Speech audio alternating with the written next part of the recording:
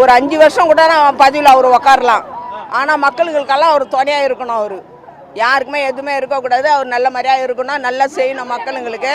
வண்டி இது குடி இது எடுக்கணும், கெஞ்சா எடுக்கணும், சண்டை சச்சரவு ரவுடி ரிஸ்ட் இருக்கக்கூடாது. எல்லாத்தையும் வந்து இவர் வயசு கட்டணும். அவ்வளோதான் எங்கள் நன்றி அவருக்கு. தமிழ்நாட்டுல எல்லாம் ஒன்னா இருக்காங்க.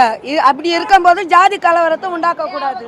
వీళ్ళంతా కూడా మున్సిపల్ కార్మికులు మహిళలు ఏ రకంగా విజయ్కి మద్దతు పలుకుతున్నారో చూడొచ్చు.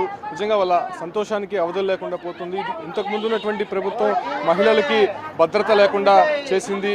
పూర్తిగా కూడా లా అండ్ ఆర్డర్ దెబ్బతినింది. అదే రకంగానే సంక్షేమ పథకాలు చాలా వరకు కూడా కనుమరుగైపోయాయి. ఇచ్చినటువంటి హామీలు నెరవేర్చలేదు. సో ప్రస్తుతం విజయ్ వచ్చారు, ఖచ్చితంగా మా హామీలన్నీ నెరవేరుస్తారు, మా కష్టాలు ఇక తీరిపోయినట్టే అనేటువంటి ఒక మాటను వాళ్ళు చెప్తూ ఉన్నారు.